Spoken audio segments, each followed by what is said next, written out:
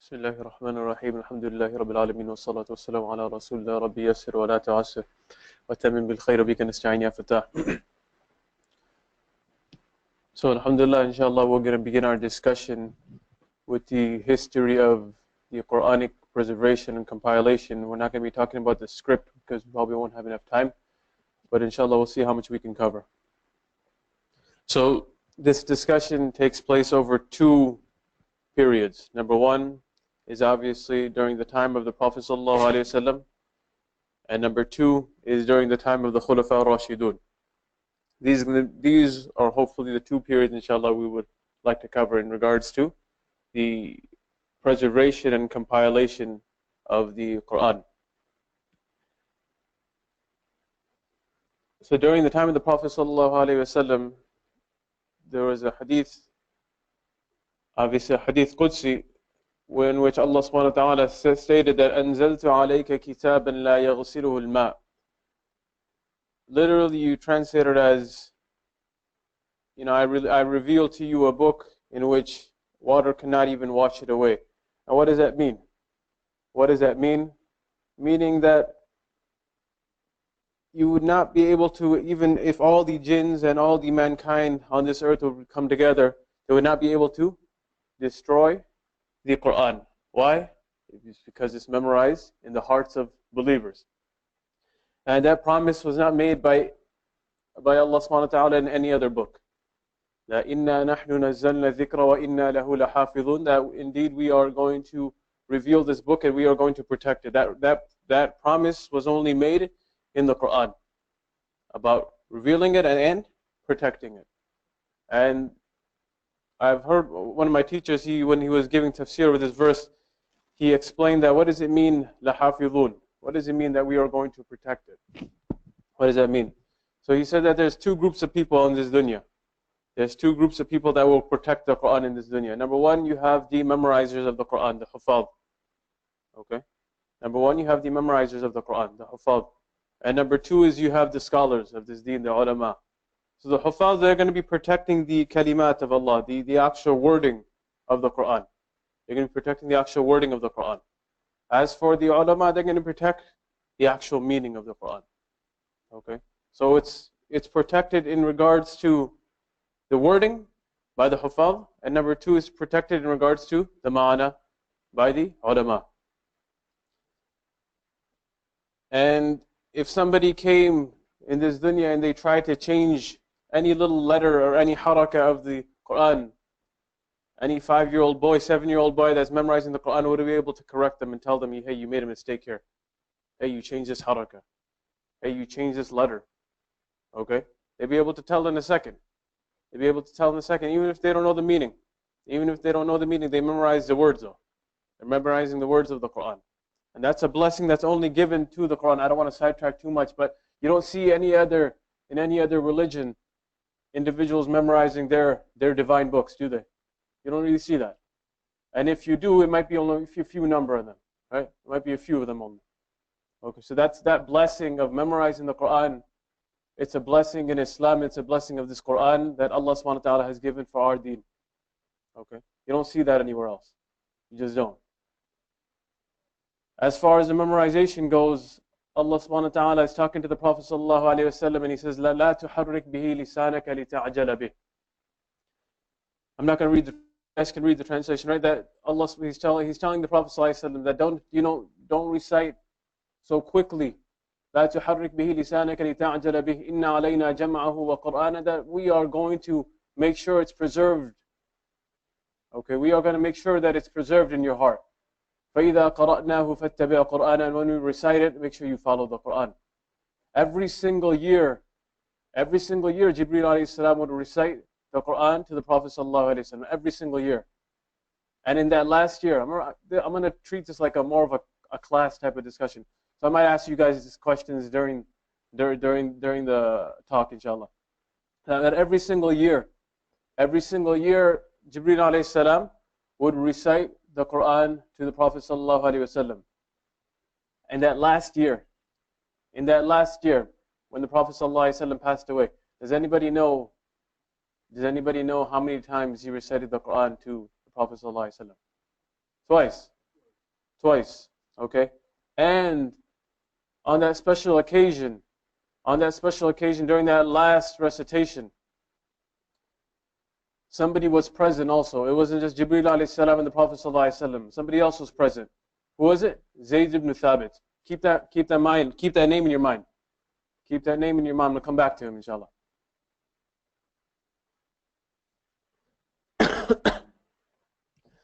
Allah subhanahu wa ta'ala states in the Quran that هُوَ الَّذِي بَعَثَ فِي الْأُمِّيِّينَ رَسُولًا مِّنْهُمْ يَتْلُو عَلَيْهِمْ آيَاتِهِ وَيُزَكِّيهِمْ وَيُعَلِّمُهُمُ الْكِتَابَ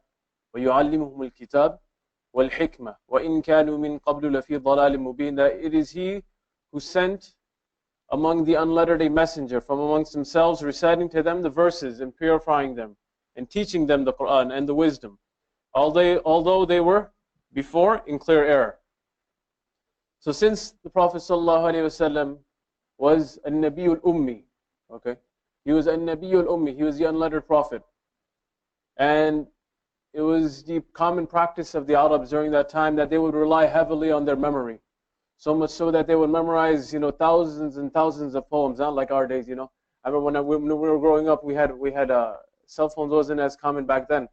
And, people would memorize their friends' numbers or, their parents' numbers or, their relatives' numbers. Now we just have it on speed dial. And if you ask them their number, we're like, oh my God, sorry, I don't know their number. I don't know their number. Even if we call them like every single day, I still don't know their number. But they used to rely heavily on their memory. Okay, thousands of poems they would memorize. They would memorize, family trees, lineage, right? Many things. That was their tradition.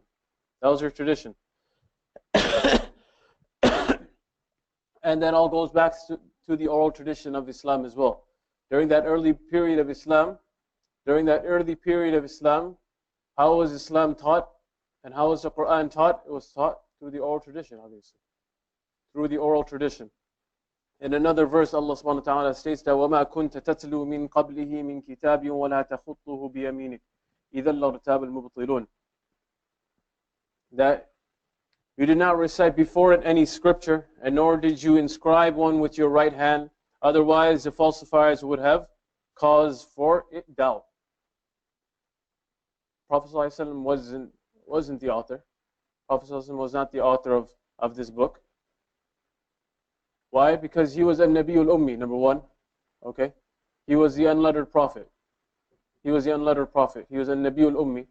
So those individuals that try to make that claim, that these are the words of Muhammad sallallahu alaihi wasallam, this is impossible. Why? Because Prophet ﷺ was a Nabiyul Ummi. He was a Nabiyul Ummi. And if you want to learn more about that, inshallah, you can come join us in our Shaykh Al-Hind program. Talk about that a little bit more. But in regards to this aspect, it's impossible that he authored the book. It's impossible. Okay? Why? Because he was a Nabiyul Ummi. Simple answer, right? Simple answer to that question. He could not have written that book. Now, question for you guys is, the Quran was not compiled in one book during the Prophet ﷺ's time. Why? Why did this not happen during the Prophet ﷺ's time? The question might come to your mind, right? Why did it not happen? Any takers? Well, number one, it was not in danger of being lost. Okay? There was no pressing need at that time of the Quran being compiled during the time of the Prophet ﷺ. Okay? There were numerous companions that memorized the Quran. Okay? If not the entire thing, at least portions of it. Okay? Numerous companions. That's number one. Number two is, it was obviously continuously being revealed during the Prophet ﷺ's life. Okay? So much so that the last revelation took place only 9 days before the Prophet ﷺ's passing. Number three is, the arrangement of ayahs and surahs were not chronological. Okay? So there were verses that were revealed before Hijrah and after Hijrah, and would be placed in a specific surah according to the Prophet ﷺ. Therefore, the Prophet ﷺ could not have compiled the Quran in the correct order until it was completely revealed. And lastly, You have your abrogated recitations. There are some, revelations of the Quran that were abrogated, that were mansukh, right? That were mansukh and they were abrogated during the time of the Prophet ﷺ. And that's a whole separate discussion on its own. But these are a few of the reasons why the Quran was not compiled during the time of the Prophet ﷺ. Now, how about during the time of Abu Bakr radiallahu anh? During the time of Abu Bakr radiallahu anh, we had the Battle of Yamamah, in which 500 to 700 Qurra passed away. And when this incident took place, Umar radiallahu anh, he had a plan, right? He had a plan. And when he realized that this great incident took place in Islamic history, where this humongous number of Qurra were martyred, he went to Abu Bakr radiallahu anh and he said that I'm scared and I'm worried that the Quran or portions of the Quran might be lost in years to come, because Qurra are going to continuously fight in these battles and they're going to continuously pass away. So I encourage you to collect the Quran. I encourage you to collect the Quran. So Abu Bakr radiallahu anh, hearing this, he thought, how can I do something that the Prophet ﷺ did not do? How could I do something that the Prophet ﷺ could not do? He was worried that this could be considered a bid'ah in the religion. But Umar radiallahu anh, being Umar radiallahu anh, he continuously encouraged him, until Abu Bakr radiallahu anh,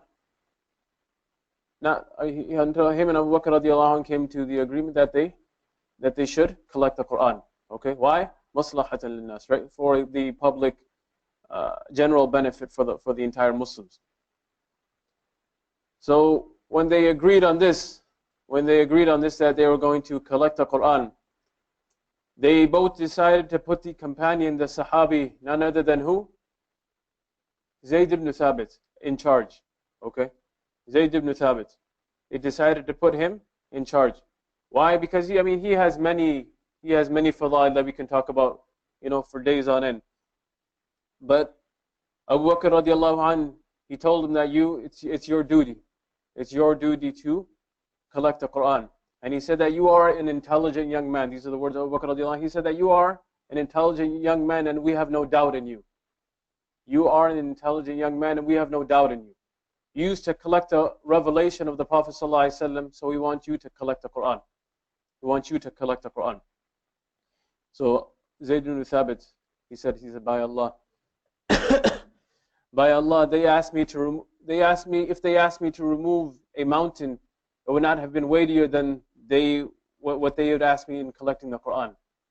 Okay? Me removing a mountain, pushing a mountain, that would have been easier for me than giving me this task of collecting the Quran.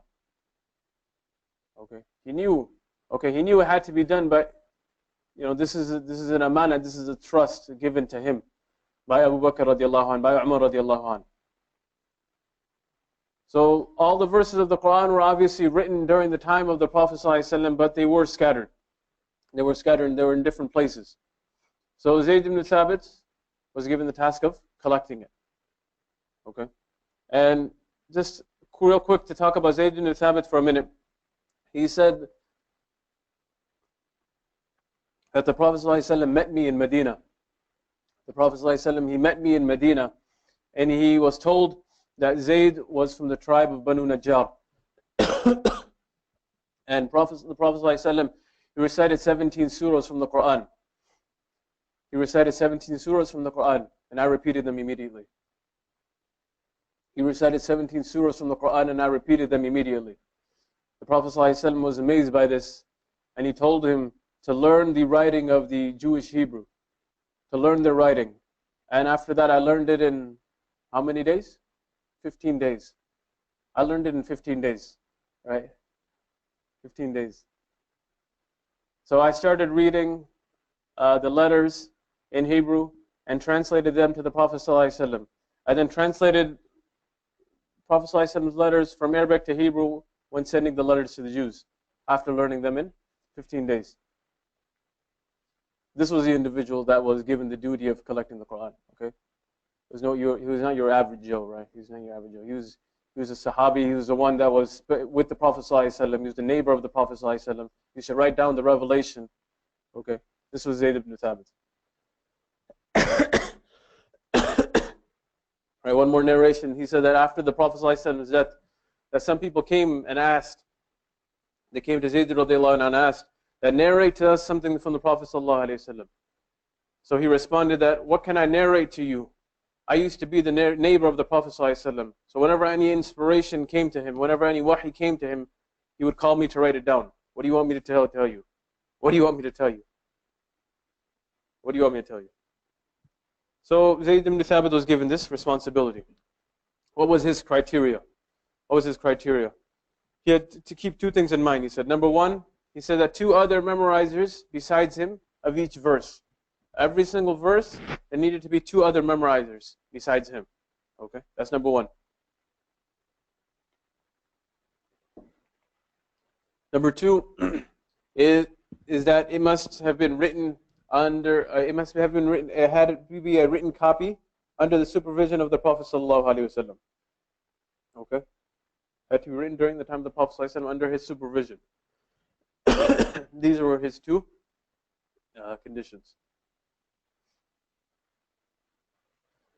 Now, Umar radiallahu anhu's role. What was Umar radiallahu anhu's role in the dissemination of the Quran? That number one, on his deathbed, Abu Bakr radiallahu anh, he entrusted Umar radiallahu anh. And we'll talk about this a little bit more in detail, inshallah, later on. Number two is the rapid dissemination throughout the Arabiya and beyond. Okay, because Islam was spreading. Okay, they were continuously winning battles and conquering new land. Okay, many more individuals becoming Muslim.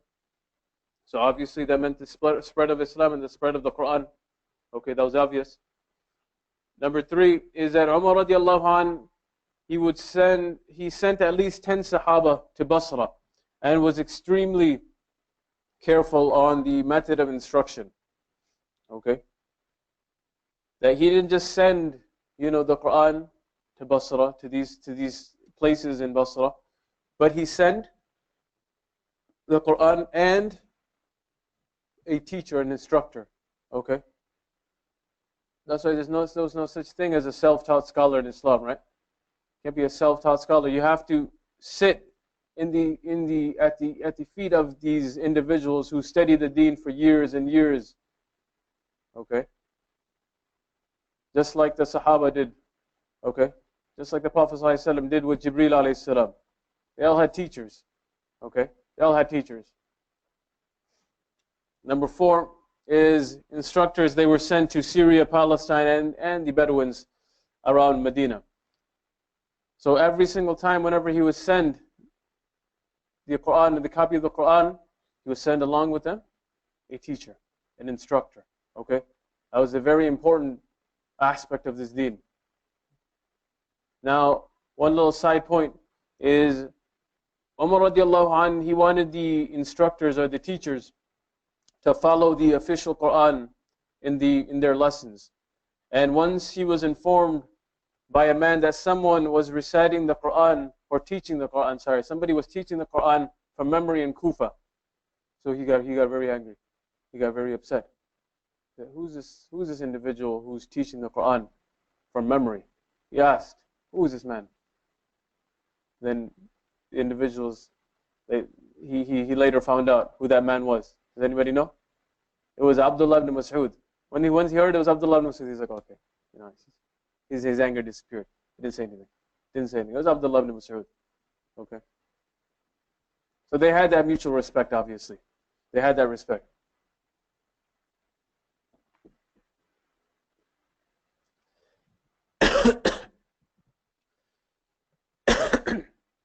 Now, when we usually talk about the compilation of the Quran, when you hear this discussion, people only think that, it took place during the time of Uthman radiallahu anh. Okay. There's nothing that took place during the time of the Prophet ﷺ, nothing during the time of Abu Bakr radiallahu anh, nothing during the time of Umar radiallahu anh. Okay? Obviously, that's completely false. Completely false. Obviously, Uthman radiallahu anh did a great service. We'll talk about what he did in regards to the compilation of the Quran. But he served as a Khalifa for 10 years after Umar radiallahu anh. Okay? And his most important service to this deen was copying the Quran and sending these copies to different cities to prevent conflict amongst the Muslims. Okay? Now, there's an incident of Hudayfa bin Yaman. When Hudayfa bin Yaman, he was on jihad, and he noticed there was conflict amongst the different recitations or recitals of the Quran. Okay?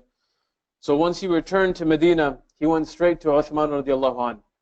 Once he came back from the battle, he went straight to Uthman radiallahu anh, and he said, "O Amirul Mu'mineen, that you must do something before this nation differs in their book of Allah like how the Christians and the Jews did."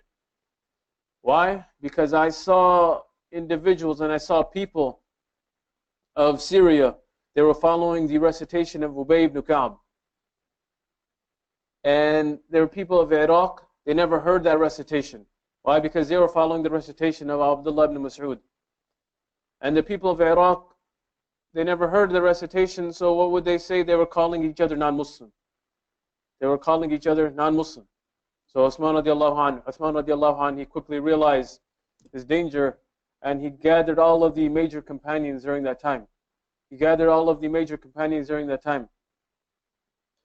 And he said that I have been informed that this is what the people are saying. They're saying that my recitation is better than your recitation. Okay? And this is leading them to kufr. My recitation is better than your recitation. This is leading them to kufr. So he asked the Sahaba. We learned so many things just by how the Sahaba they interacted with each other. Okay? Uthman, he was a Khalifa, right? He was a Khalifa at that time. He didn't just make that decision right away. He gathered the major companions. Okay? He gathered them. He asked them. He did mashwara with them. Okay? He said, "What is your opinion in this matter? What do you think we should do in this matter?" Okay? So the companions, they asked for his opinion. Right? They asked, "So what do you think? What do you think we should do?" They asked Uthman radiallahu anh, what do you think we should do? So he said that my opinion is that we should unite everyone on one mushaf, so that there is no division that may occur in the future. We should unite everybody on one mushaf. And then the Sahaba radiallahu anhum, they all agreed on this matter. Okay? To unify or unite everybody on one mushaf. So Uthman radiallahu anh, when he was giving his khutbah, he said that if you dispute in our presence, then the Muslims in far cities would dispute even more. So, O companions, O Sahaba, come together and write and compile one mushaf. We'll take another time. Yeah, so come together and write one mushaf. Okay, and compile one mushaf.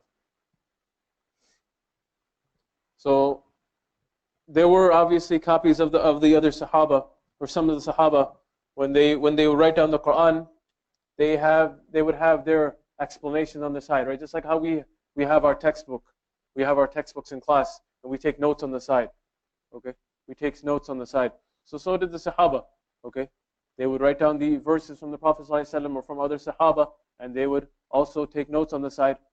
Okay, Okay, but they would obviously know, they could differentiate what was the Quran, what was the actual wording of the Quran, and what was their notes. They could do that. But later, right, after they passed away, right, their grandkids or other Muslims, when they would read it, how would they be able to differentiate? They might not be able to differentiate. Okay, so this was another thing that that Uthman radiallahu anh and obviously Abu Bakr and Umar radiallahu anh had in mind when collecting and combining the Quran. Okay. Now, obviously, this doesn't take away the fact that the Quran was revealed in different styles to the Prophet ﷺ, in which you guys will cover inshallah in a few weeks with Mawlana Arif. We'll be talking about the different recitations of the Quran. That doesn't take that away. That doesn't take that away for one moment. Okay, don't think about that. Don't think about that. But he'll explain in detail, inshallah, about the different recitations of the Quran. Okay. But on a side note, as you hear different recitations of the Quran, never in any recitation does one recitation ever, what's the word I'm looking for? It never contradicts another recitation. It might use a different halak, it might use a different letter, it might use a different word, but it never contradicts. It only complements. Those recitations, they only complement each other. They never contradict each other. Okay? But inshallah, you guys can discuss that with Mawlana Arif in a few weeks. So the criteria of collection and copying the Quran. Number one, they obviously they didn't want to reinvent the wheel, obviously. It was already, this task was taken during the time of Abu Bakr radiallahu anh. Okay, so they used that copy and they used that base of Abu Bakr radiallahu anh's collection as their essential base. They use that as their essential base. Okay. And number two is that they would write the Quran according to the last revelation, last recitation of the Prophet ﷺ to Jibreel alayhi salam in the Quraysh dialect. Number three is they would exclude abrogated verses. Obviously, there are verses in the Quran that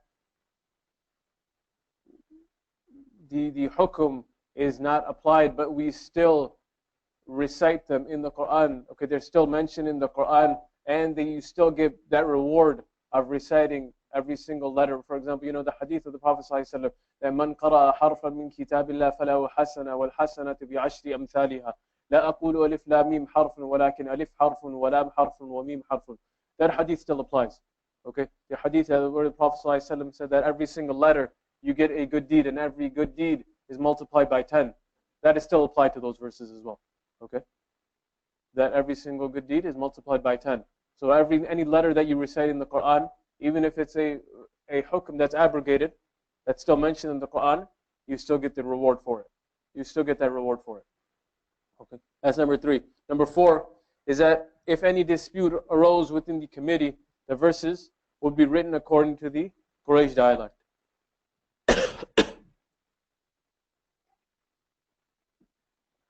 And number five is that they made multiple copies. They made multiple copies and sent them to the Islamic centers and burned their personal copies that differed from this copy.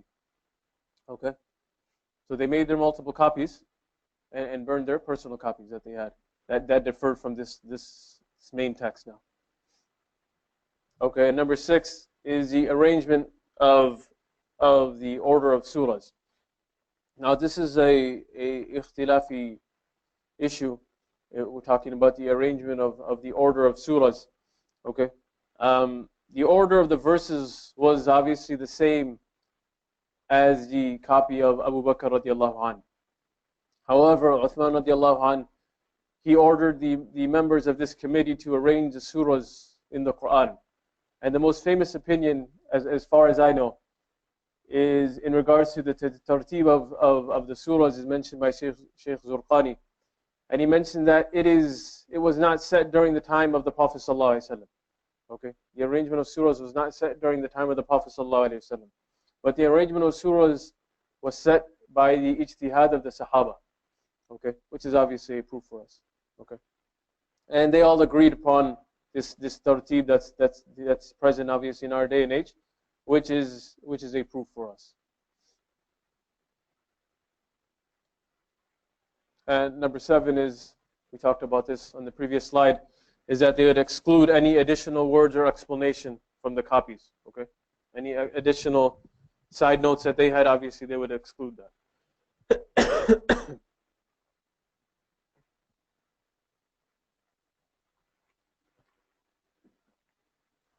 Okay, so who were those individuals that Zayd ibn Thabit chose to be in that committee of compiling the Quran?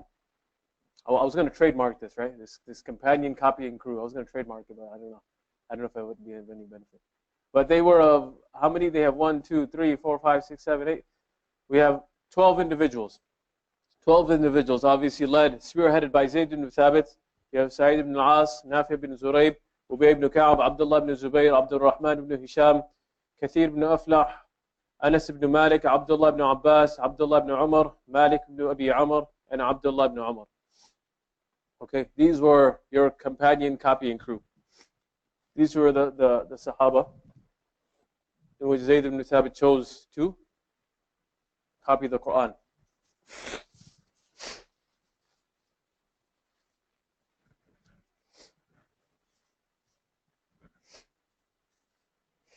And if you want later on, inshallah, I can give you the list. So what was their responsibilities? What was their responsibilities?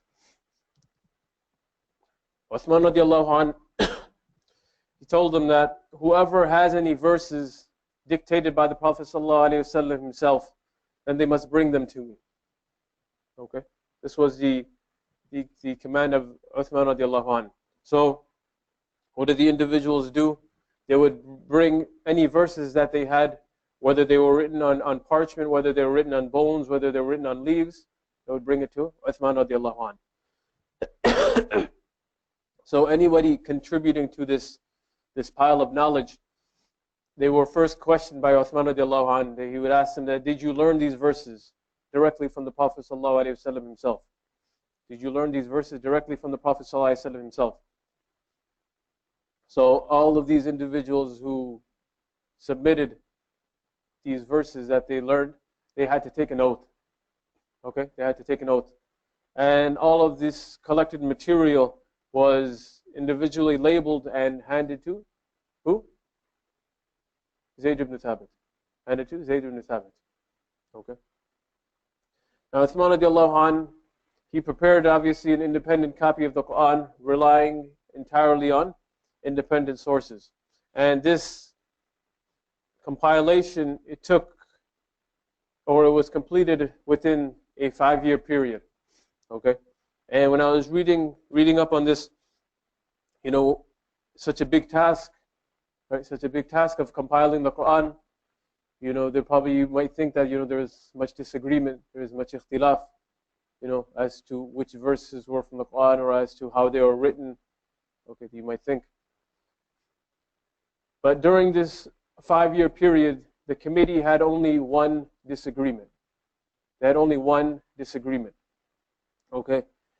And that disagreement was on how the word tabut was supposed to be written, okay, or how it should be written. So Zayd ibn Thabit, he said that it should, I wish we had a board, but Zayd ibn Thabit said that it should be written with a ta marbuta, okay, with a ta marbuta. And Uthman radiallahu anh, they asked Uthman radiallahu anh, they referred this question to Uthman radiallahu anh, and no, he said it should be written with the big ta. The big ta. Okay? So that was the disagreement. That was the one disagreement. Okay? Still pronounced exactly the same way. Okay? But in terms of writing, Zayd ibn Thabit said that it should be written with the ta marbuta, and Uthman radiallahu anh said it should be written with the big ta. Okay? The big ta.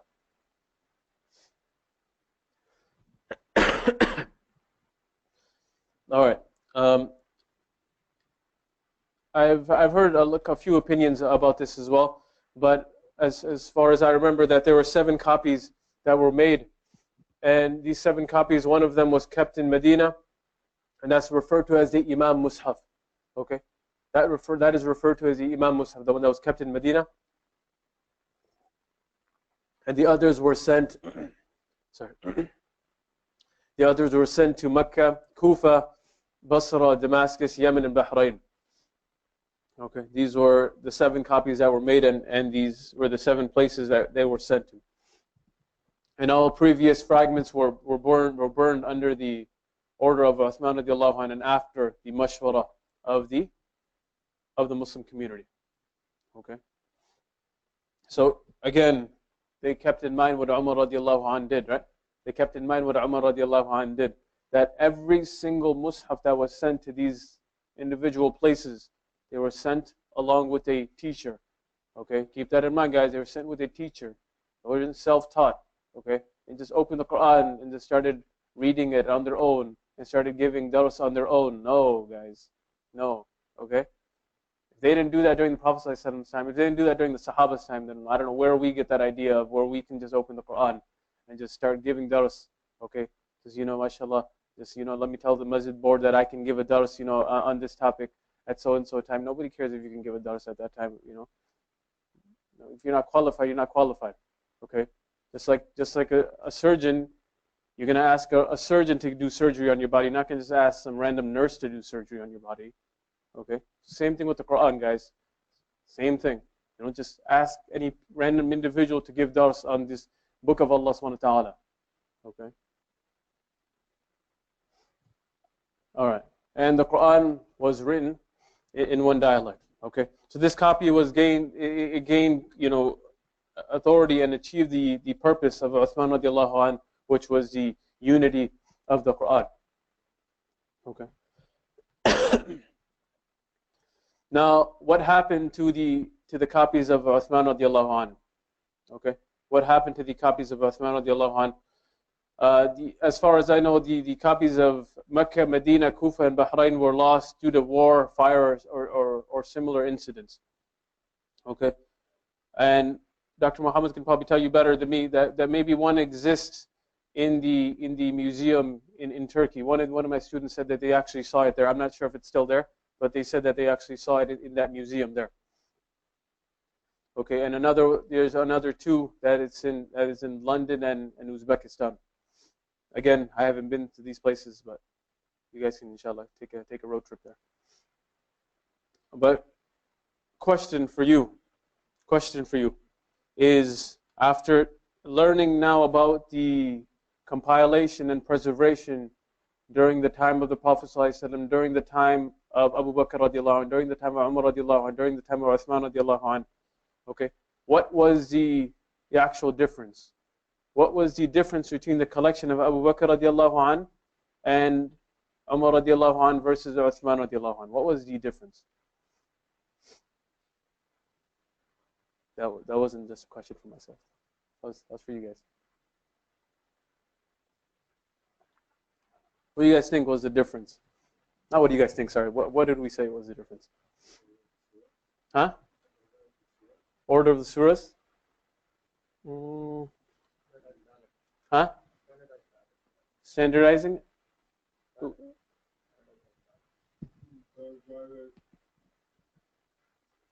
Dialect? Okay.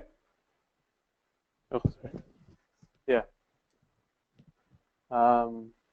So Abu Bakr and Umar radiallahu anh saw a copy. Remember, when did Umar radiallahu anh tell Abu Bakr radiallahu anh, or when did he encourage, or why did he encourage Abu Bakr radiallahu anh? He encouraged him after the Battle of Yamamah, right? We talked about that. The Battle of Yamamah, in which 500 to 700 Qurra passed away. Okay. So why did he encourage him to do this? He encouraged him to do this for fear of portions of the Quran being lost. Okay. So preservation, essentially, if you want to say it in one word, preservation of the Quran. Okay. That's number one. Number two, Uthman radiallahu anh was more to unify. Okay, to unify the ummah. Okay, under one copy. Okay, and in this collection, like you guys said, we had the specific orders of the surahs as well. Okay, but during the time of Abu Bakr and Umar radiallahu anh, it was more preservation, and during the time of Uthman radiallahu anh, it was more unifying. Okay, it was unifying them.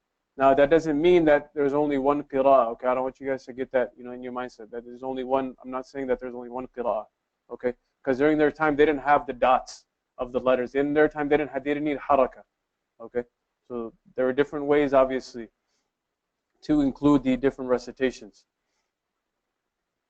All right. Yeah. So inshallah we can end there.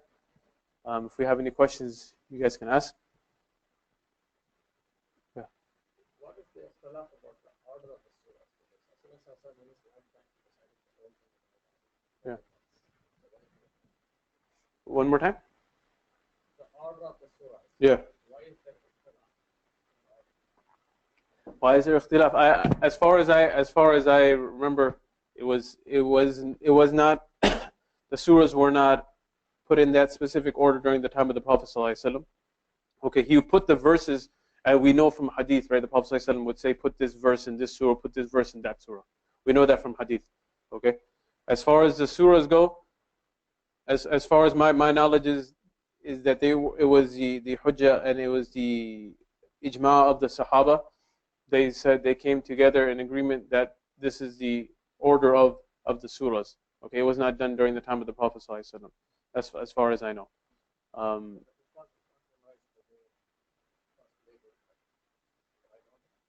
no, I wouldn't say right order. I wouldn't say that's like an incorrect order. Um, they had the verses there. The verses were in the same order, right? We said that the verses were in that order. Okay, now it's just the surahs. Okay, even Hufaz even of today, they don't all memorize from the beginning till the end, right? If you sit with any hafiz, they might start with 30 juz, they might go to the 4 surahs, and they might start, from 15 juz, go backwards. There isn't any specific order that was asked for, teach every single teacher follows. They follow different orders, yeah. That's as far as I know. I mean, yeah. Sister side? Yeah. Yeah. Those, no, I didn't. Some of them were, yeah. So some of them, obviously, the one I don't know if I showed one from Istanbul or the ones from London or Uzbekistan. I don't remember. But there's one I'd like to show, inshallah, if we have time. I'll pull it up. Of They say that it's pictures from the museum in Turkey. So we can take a look at that, inshallah.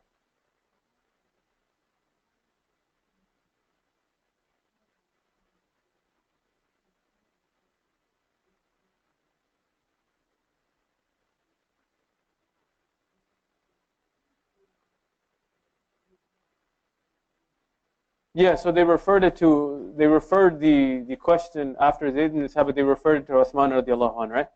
And Uthman radiallahu anh, he was a khalifa at that time, correct? So he made after obviously mashallah with the Sahaba at that time, he made the decision that it should be written with the big ta. Yeah.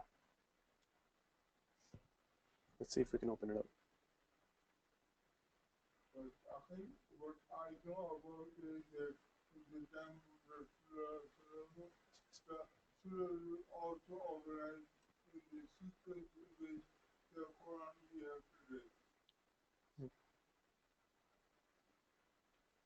Yeah, I'm not sure. As far as my reading goes, that didn't take place during the time of the Prophet ﷺ. My question is why are we authenticating the virtue as is correct? Because it's very difficult to accept that is a correct version versus the version that Hazrat Hamza had with her after Suez and Abu Bakr Bazarus. Hmm. So we talked about that. We know the Sahaba, right? They were the companions of the Prophet ﷺ. Okay, they were companions of the Prophet ﷺ, and if no other better individual would be able to copy and emulate the Prophet ﷺ better than them. Okay, and if they came together and they did ijma on the tartib of the surahs, then I don't know if I should be even opening my mouth and saying anything else.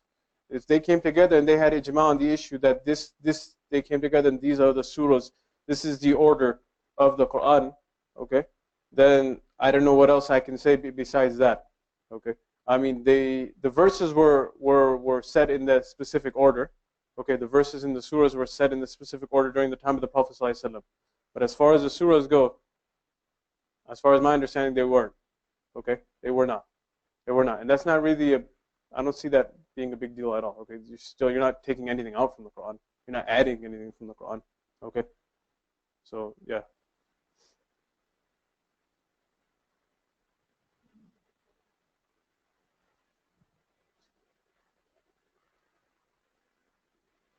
Anything else?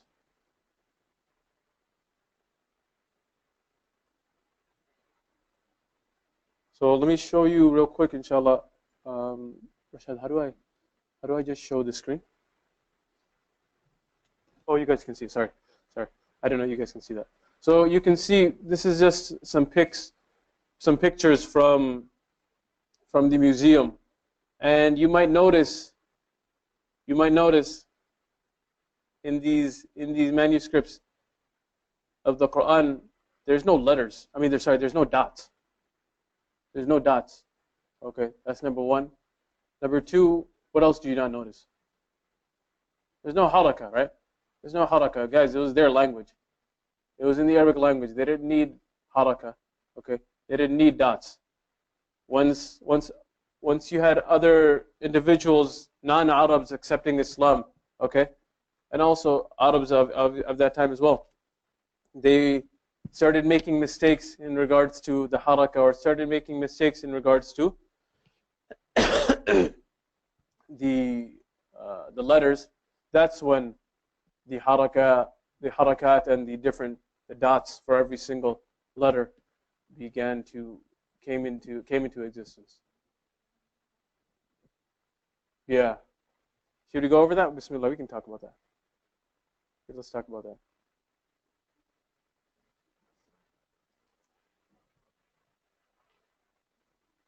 So Uthman radiallahu anhu's text was in the ancient Kufi script. It contained no markings to differentiate letters and no signs of indicating the end of surahs. However, the first Muslims, obviously, we talked about, they had no problems. Okay, but the non-Arabs, when they were obviously accepted Islam and Islam began to spread, this caused confusion for them because they didn't know how to read Arabic. They did not know how to read Arabic. Okay, so for example, if we had a board, we could have wrote this on the board. But if we had for example, the outline of a jim. Okay, a jim. Okay, if you have a jim without dots, a jim without dots looks like a what? A ha. Okay, now if you put a dot on top, what does it look like? A kha. Okay, so they didn't have those dots. They didn't have those dots, so it would be hard for non-Arabs to differentiate what letter that was. Okay, and Abu al-Aswad al-Du'ali, he introduced these tashkil and these diacritic marks. Okay, and we can give one example, inshallah, and we'll end with this. And Ali radiallahu anh, he asked him one day to make the Mus'haf easier to read. But he initially he declined. Abu al-Aswad al-Du'ali, he declined. And one day he heard someone recite the above verse. He heard somebody recite this verse incorrectly. Okay, the individual changed the meaning. And how did he change the meaning? He said that this is how the Quran, this is how the verse is written right now. It's that وَأَذَانٌ مِّنَ اللَّهِ وَرَسُولِهِ إِلَى النَّاسِ يَوْمَ الْحَجِّ الْأَكْبَرِ أَنَّ اللَّهَ بَرِيءٌ مِّنَ الْمُشْرِكِينَ وَرَسُولُهُ فَإِن تُبْتُمْ فَهُوَ خَيْرٌ لَكُمْ وَإِن تَوَلَّيْتُمْ فَاعْلَمُوا أَنَّكُمْ غَيْرُ مُعْجِزِ اللَّهِ وَبَشِّرِ الَّذِينَ كَفَرُوا بِعَذَابٍ أَلِيمٍ. So this is the part that we're going to be focusing on here is أَنَّ اللَّهَ بَرِيءٌ مِّنَ الْمُشْرِكِينَ وَرَسُولُهُ.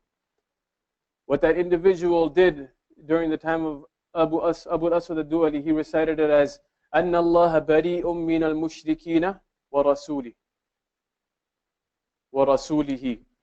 Okay? So just by the correct meaning of the verse, that Allah subhanahu wa ta'ala is free from the mushrikeen. Okay? That Allah subhanahu wa ta'ala disassociates all ties with the mushrikeen, and also His messenger also disassociates all ties with the mushrikeen. That's the correct meaning. But if you read it as أَنَّ اللَّهَ بَرِيءٌ مِّنَ الْمُشْرِكِينَ وَرَسُولِهِ, then that just changes the entire meaning. Okay? That just changes the entire meaning, that Allah subhanahu wa ta'ala disassociates Himself from the mushrikeen and the Prophet sallallahu alaihi wasallam. Okay, obviously that's not what it means. Obviously that's not what it means. So when he heard this, he remembered the advice of his teacher, Abu al-Aswad al-Du'ali. He remembered the advice of his teacher, who was Ali radiallahu anhu. Ali radiallahu anhu, right? Ali radiallahu anhu. So he went to Ziyad, who was the governor of Iraq of that time, and he requested a scribe. So Ziyad sent him 30 scribes. Ziyad sent him 30 scribes. And Abu al-Aswad al-Duwali, he chose one of them. And he said that if I pronounce a vowel, the a sound, then put a dot above the letter. Okay? And if I pronounce the vowel e, the e sound, then write a dot underneath the letter. And if I pronounce the vowel u, then write a dot in front of the letter. Okay? Write a dot in front of the letter. So this is when these dots came into existence. Okay? In time of Abu al-Aswad al-Duwali. All right? Might as well finish it off, inshallah. So it was difficult, right? We talked about that. It was difficult for the non-Arabs to recognize the Arabic letters, and we already talked about what was done. They introduced the different dots, and they introduced the tashkil, right? The tashkil. So Khalil bin Ahmad, he is the one that put today's tashkil, the harakat, vowels, in the Quran. Now, as far as the recognition of the Arabic letters, what was done, it was Hajjaj ibn Yusuf. There is a few opinions, but Hajjaj ibn Yusuf, he asked Nasr bin Asim and Yahya bin Ya'mar to prevent these mistakes. Okay, prevent mistakes by these non-Arabs when they're reading the Quran. So they invented the dots for the letters in the Quranic sciences, and this science, this process of putting these dots in Arabic, I believe it's called i'jam. Okay, so this is a whole science under the science of Quranic sciences. Okay, Quranic studies. All right, but the ones who put the tashkil in our day and age for our practice and for our understanding was Khalil bin Ahmad. Okay, Khalil bin Ahmad. He also developed the sukoon, the shadda, and the hamzas that we use today. Okay.